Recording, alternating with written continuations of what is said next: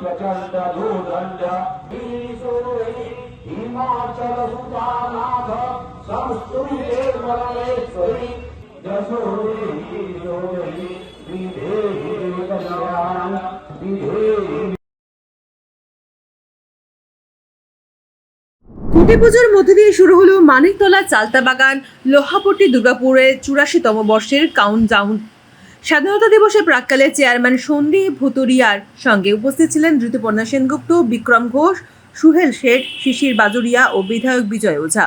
কলকাতার ১৪ই আগস্ট ৮০তম স্বাধীনতা দিবসের প্রাক্কালে অভিনেত্রী ঋতুপর্ণা সেনগুপ্ত, সঙ্গীতশিল্পী বিক্রম ঘোষ, ব্যান্ড স্ট্র্যাটেজিস্ট সুহেল শেঠ, শিল্পপতি শিশির বাজরিয়া এবং বিধায়ক বিজয় ওঝা চেয়ারম্যান সন্দীপ ভুতুরিয়ার সঙ্গে মানিকতলা চালতা বাগান লোহাপট্টি দুর্গাপুরে ৮৪তম বর্ষের খুঁটি পুজোর অংশ নিলেন। মণ্ডপের প্রথম বাঁশ পোতার এই চিরাচরিত আচারের মধ্য দিয়ে উত্তর কলকাতার দুর্গাপুজোর প্রস্তুতির আনুষ্ঠানিক সূচনা হয়ে গেল। খুঁটি পুজোর আয়োজক ছিলেন ঐতিহ্যবাহী মানিকতলা চালতা বাগান লোহাপট্টি দুর্গাপুজোর কমিটির চেয়ারম্যান সন্দীপ ভুতুরিয়া। তার সঙ্গে ছিলেন কমিটির পদাধিকার সভাপতি অশোক জয়সওয়াল, ভাইস চেয়ারম্যান রাজেশ বিহানি এবং সম্পাদক রাজেশ জয়সওয়াল। উপস্থিত ছিলেন চালতা বাগান দুর্গাপুজোর উদ্বোধন কমিটি ২০২৬-এর সভাপতি শিশির বাজরিয়াও।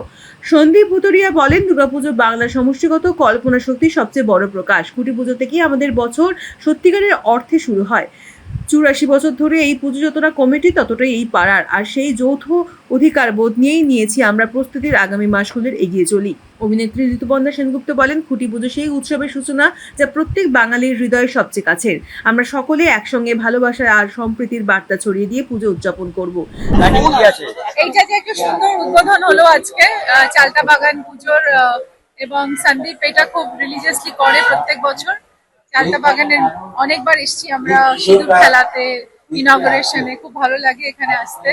তো আজকের এই খুঁটি পুজোতে একটা দারুণ একটা শুরুয়াত হলো পুজোর, এবং আমি মনে করি যে আমাদের সবচেয়ে বাঙালিদের কাছে সবচেয়ে প্রাণের উৎসব, আমাদের জীবনের উৎসব হচ্ছে দুর্গাপুজো। দুর্গাপুজোর কয়েকটা দিন যেন আমরা সবকিছু ভুলে সবাই একসাথে মেতে উঠি আমাদের আনন্দে, এবং সবাই সবাইকে ভালোবেসে আপন করি।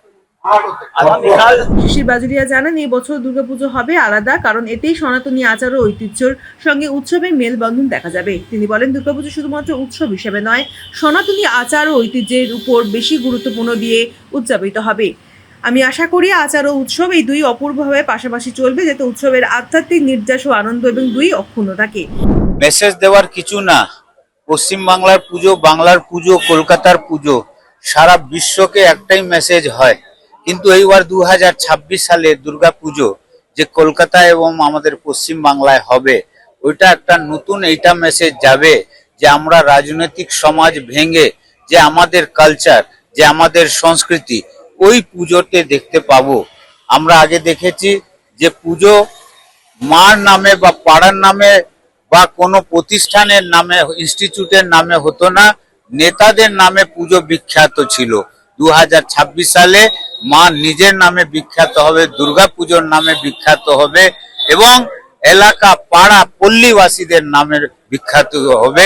এটাই ২০২৬-এর পরিবর্তন। দিয়েছে ২০৮ ফুল, আর এই ২০৮ পদ্ম ফুলের শৃঙ্গারটা পশ্চিমবাংলার শস্য শ্যামলা ভূমিতে মা করেছে।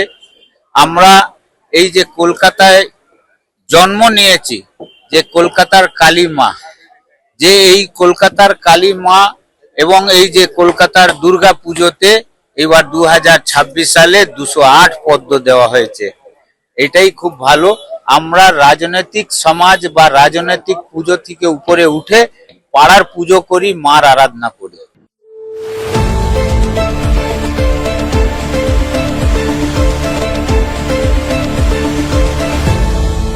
আপনারা দেখছেন এই বেলা বাংলা, শিরোনামে সবার আগে।